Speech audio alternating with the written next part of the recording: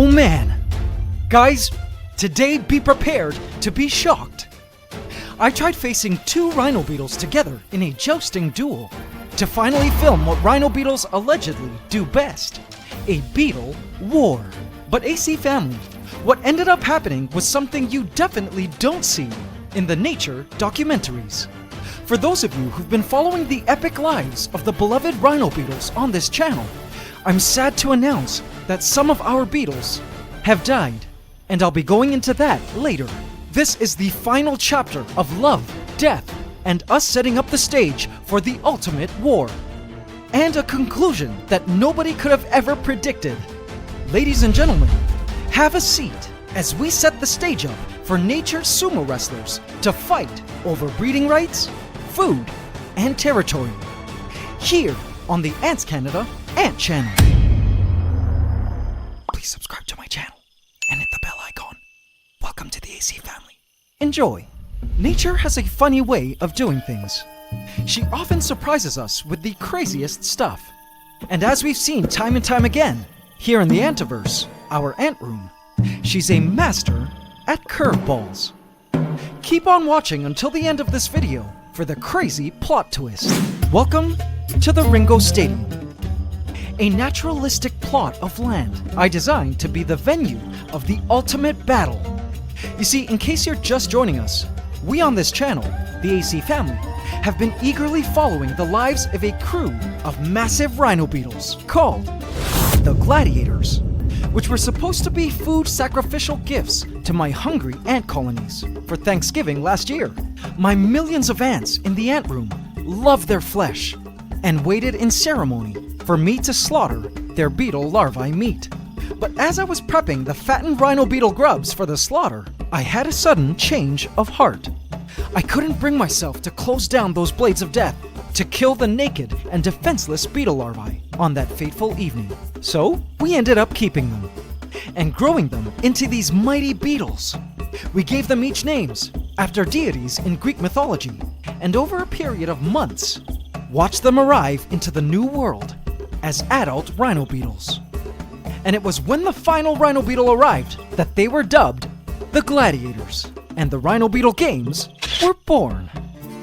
The initial video of the Rhino Beetle Games announcement hit the trending tab worldwide, and everyone placed their bets and chose their gladiator of choice to champion: Ares, Poseidon, Apollo, Hephaestus, Dionysus, Zeus, and Hades. The gladiators were given their own badges, and the teams backing them were ferocious. It was the Hunger Games of the beetle world. We watched as the beetles competed against each other in a series of challenges, and were eliminated one by one, losers being released back into the wild, until 4 finalists remained. The winner of the games would win unlimited shelter, food, and mating rights with females for the rest of their 1 or 2 month lives. And finally, here we are, AC family, at the final round of rounds, taking place in the Ringo Stadium to determine who would take the coveted Pyramid of Hera as the winner of the Rhino Beetle Games. But there's something I need to share with you guys that may make some of you sad or even angry. I'm so sorry about what I'm about to show you. Death, the hollow exoskeleton of Aphrodite, one of the 3 females, lay in pieces within her Sudan suite. She must have died of old age. You see, once the beetles emerge from the soils as adult rhino beetles, this species only lives for 2 to 4 months afterward. She may have lived an easy and happy life, but it signaled to me that the Rhino Beetle Games had to be completed ASAP, lest we lose our other beetles to old age too. And then, AC family, that is when I discovered another sad death. Grabbing one of the Sudan sweets, I noticed one of the banana pieces was left uneaten. It made me suspicious and scared. Nervously, I dug through the soil in search of the gladiator that lived inside, and it was then that I found this, and it made my heart drop into my stomach. Have a look. A chunk of organic material full of maggots. AC family, I'm sad to announce that I believe these are the remains of Dionysus, our oldest Rhino Beetle, and one of the top 4 finalists in the games. I'm sorry, Team Dionysus. I believe I waited too long to finish these games. And our oldest beetle has also passed away from old age. Though he also lived a happy life within his Sudan suite, he didn't get a chance at passing on his genes to the next generation of Rhino Beetles. This only meant that we needed to complete this tournament now more than ever. And so, AC family, it brings us to where we stand now, the Ringo Stadium. In the last challenge of the Rhino Beetle Games, you, the AC family, was given the opportunity to vote off a beetle based on a performance of stridulation. And sadly, Hephaestus received the least amount of votes, voting him out of the games and released back into the wild. And with Dionysus now dead, and 2 last gladiators remaining, we have no choice but to proceed to the final round of the games. An event I've been waiting months for, since the beginning of these games. An event called the Joust, where the final 2 gladiators will go head to head at wrestling each other off a landmark, this stick. AC family, prepare for gladiator war. To set up the stage for the ultimate war between the final 2 male gladiators, there needed to be something done to the venue in preparation for the Beetle Joust to work. We needed some Beetle love potion sprinkled all over the grounds. And look, here come our love potion wafters now. There's a movement in the soil. Emerging from the darkness of the soils are the females who have surfaced to feed for the evening. Beautiful Artemis takes in the crisp night air as Hypoaspis mites skate along her smoothened elytra. What a gorgeous maiden! She races to join Athena, who was already feeding from a rotting piece of banana. These 2 females were moved in here several days ago, and their fertility pheromones have been released in the vicinity, which hopefully will get our male gladiators in the mood for love and to fight. And so, AC family, the stage was set. It's time to watch 2 ultimately proven male gladiators, Rhino Beetle beasts, to fight. Behold, our 2 finalists, Hades and Poseidon, who've managed to pass every test and challenge we've subjected them to. Today, they participate in the ultimate challenge and do exactly what nature had intended for them to do. Ooh, I was super excited for this. Hades, the youngest of the Rhino Beetles, though coming close to eliminations a few times, has proven that he is a worthy contender to win our prize of unlimited shelter, food, and sex. Team Hades, congratulations for making it this far into the competition. Poseidon, one of the most rooted for beetles since the start, has also proven his worth. But have a look at his body. He is just covered with baby mites. He's also a favorite among the mite community, it seems. Congratulations, Team Poseidon. This is it, AC family.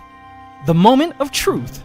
It's time to finally crown the ultimate winner of these games and see which gladiator remains victorious. In the world of Rhino Beetles, the rules of the joust are simple. Using the horns nature gave them, the objective is to lift, knock, or shove the opponent off the stick. The loser will not die, but perhaps his ego might. The winner who remains standing wins the food, the land, and the lovers. Here we go, AC family. I carefully nudged the gladiators to move closer to each other. Poseidon immediately began vibrating his body as soon as Hades came within his sight and smell. And suddenly, the beetle's horns touched. And then, there was this. Stillness. The Rhino Beetle stood completely still, not fighting. There was no battle of the horns, no headlocking, horn scraping, and no shoving. Okay. I tried to use a tweezer to get them to show a little more movement, but no, the Beetles chose to keep still and not war. Interesting. I've waited months for this climactic moment, but Hades and Poseidon were simply not wanting to fight. Are you guys sure? I tried a second time to encourage an altercation, but the only interesting thing happening now was perhaps an exchange and micromigration of hypoaspis mites between the two gladiators. In a final attempt to get them to joust, I even tried to place one of the females in their fighting space. But that didn't work either. For an hour, the Beetles remained unmoving and in a sort of huddle. And that is when I had to make the ultimate decision to do this. Here comes the crazy plot twist I was talking about, AC family. But it's not what you were thinking. A tie. I decided since Hades and Poseidon were unwilling to fight, they would by default both be crowned winners. They chose peace. So why not just go with that?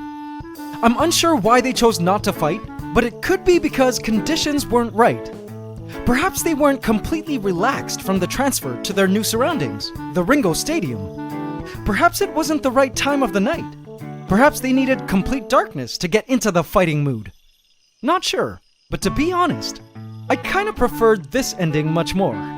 They could each have a female to himself, or wrestle on their own terms when they're both ready to compete for the right to breed.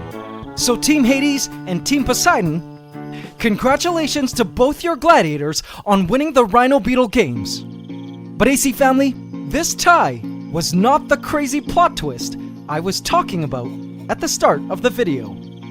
Nope. Ready for this, guys? Team Dionysus, I have some really shocking and insane news for you as well. So as I was digging through Dionysus' Sudan suite, I couldn't find him through the soils, right? Usually I locate the Beetles by way of their hisses, once my tweezers touch them. And that's how I know where they are. As I dug and dug, I heard no hiss. And then I found the maggots. Well, as I was dumping out the soils to clean the suite, guess who I saw masterfully hiding deep inside, not making a single sound? Dionysus was not dead. And well, I suppose he's going to join our duo of gladiators too. And so, instead of having them compete for elimination, I guess they'll have to just compete on their own, if they want to, and when they want to. No pressure this time. Congratulations, Team Dionysus. He's also a winner. Sorry guys if you were waiting for the war of the century. It turns out our gladiators have chosen peace for now, and the Beetles can now live the rest of their lives like ordinary beetles. In this, their beetle paradise. And they'll have to work out on their own who will get to breed with the ladies. The strange but neat conclusion to this Rhino Beetle story, and to the Rhino Beetle Games, got me thinking, what is man's strange and innate fascination for fighting and war? One could argue that, yes, in nature, war exists, and is an integral part of the lives of some animals, like these rhino beetles. But this entire thing made me realize that war in the natural world is a bit more complex than most of us expect. Maybe war, in the natural sense, is not something that can happen as a result of a certain artificial setup and environment. It's something that can't be man-made, induced by simple, calculated stimuli. Natural war, in its purest form anyway, requires certain conditions to occur. In the end, nature decides who fights and when, who wins and who loses, who lives and who dies. And there's nothing we humans can do to control these events. And it seems at the moment, nature has chosen peace, not war. And once again overrides our human plans to set up and sensationalize one of her most precious of processes. Nature has a funny way of doing things, and so ends the Rhino Beetle series, her way. AC family, did you enjoy today's episode?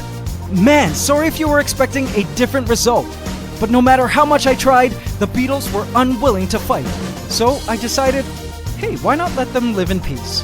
Though this is the end of our Rhino Beetle story, there is still so much more ahead in the Antiverse. So be sure to hit that subscribe button and bell icon now so you don't miss out and join this growing community of nature lovers following the real-life drama of the inhabitants of the Ant Room. And don't forget to hit the like button every single time, including now. It would really help a lot. Speaking of ants, it's officially the start of nuptial flight season in the Northern Hemisphere, and a lot of you are catching queen ants now. And in case you didn't know, we've got all the top-of-the-line ant-keeping gear for you ant keepers at all levels from beginner to advanced, as well as a ton of new and exciting products for the ant-keeping community, not available anywhere else. So head on over to antscanada.com and browse through our shop. We ship worldwide and offer full email support if you need us. We also have ant colonies with the queen available in most regions, so go check us out and pick up your ant farm kit and ant gear today. If you're new to the channel and want to catch up on all your Ants Canada lore, feel free to binge watch this complete storyline playlist here, which traces the origins of all the ant colonies of the Ant Room, so you can follow their stories and better appreciate how these ant kingdoms came to be and why we love them so much. AC Inner Colony, I have left a hidden cookie for you here if you'd like to watch extended play footage of the Rhino Beetles, including what happened when I tried adding an additional huge Rhino Beetle of a different subspecies to the mix to try to get Hades and Poseidon to fight. Go check out those deleted scenes. And now it's time for the AC question of the week. Last week we asked, what is the special role of the super majors in an ant colony? Congratulations to Blossom Fall, who correctly answered, super majors are used to break down food faster so that it can be taken to the colony and eaten sooner. Congratulations, Blossom Fall, you just won a free ebook handbook from our shop. In this week's AC question of the week, we ask, what were the Rhino Beetles competing for in these Rhino Beetle games? Leave your answer in the comment section, and you could also win a free ebook handbook from our shop. Hope you can subscribe to the channel as we upload every Saturday at 8 a.m. Eastern Standard Time. Please remember to like, comment, share, and subscribe if you enjoyed this video to help us keep making more. It's Ant Love forever.